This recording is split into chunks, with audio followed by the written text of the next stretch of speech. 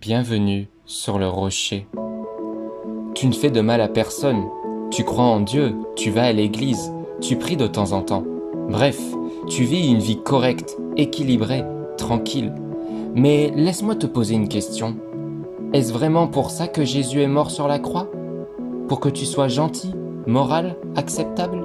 Ou pour que tu sois transformé, embrasé, consacré? Et si Dieu te disait aujourd'hui: je ne t'ai pas sauvé pour que tu sois simplement correct, mais pour que tu sois en feu pour moi. Soyez saints, car moi je suis saint. 1 Pierre chapitre 1 au verset 16. Ce n'est pas un conseil, c'est un appel, un style de vie, une identité. Être correct, c'est souvent chercher à rester dans la moyenne. Mais la moyenne spirituelle n'a jamais changé le monde. Beaucoup vivent une foi suffisamment religieuse pour ne pas culpabiliser, mais pas assez vivante pour véritablement obéir.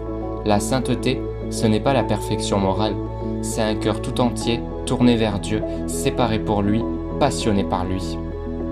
Dieu ne t'a pas appelé à une foi passive, mais à une vie mise à part, lumineuse, authentique. Parce que tu es tiède, je te vomirai de ma bouche. Apocalypse chapitre 3 au verset 16.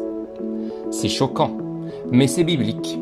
Dieu préfère quelqu'un de froid à quelqu'un de tiède.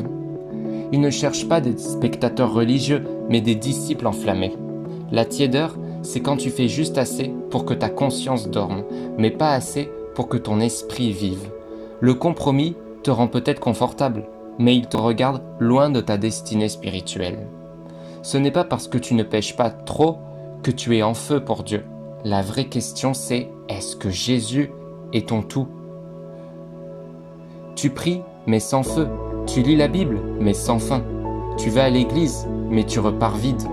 Tu es en mode survie spirituelle, pas en mode puissance. Mais Jésus n'est pas venu pour que tu survives. Il est venu pour que tu vives, rayonnes, impactes. Je suis venu afin qu'ils aient la vie et qu'ils l'aient en abondance.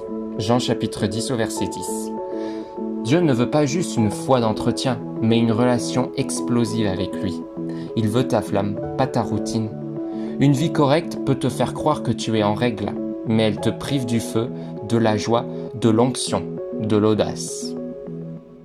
Dieu ne t'a pas sauvé pour que tu sois discret dans ta foi. Il t'a sauvé pour que tu brilles comme une lumière dans les ténèbres. Il t'a choisi pour porter du fruit, pas juste remplir des cases chrétiennes. Il veut ta passion, ton obéissance, ton cœur, pas seulement ton bon comportement. Si quelqu'un veut venir après moi, qu'il renonce à lui-même, qu'il prenne sa croix chaque jour et qu'il me suive. Luc chapitre 9 au verset 23.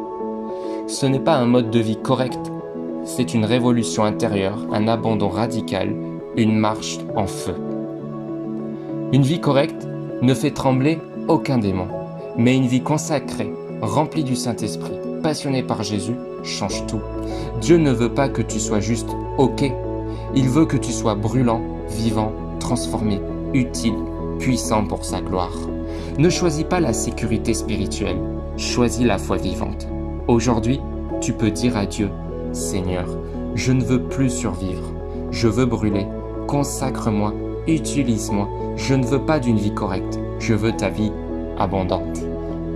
Si cette vidéo t'a parlé, n'hésite pas à t'abonner et on se retrouve demain pour un nouvel enseignement biblique.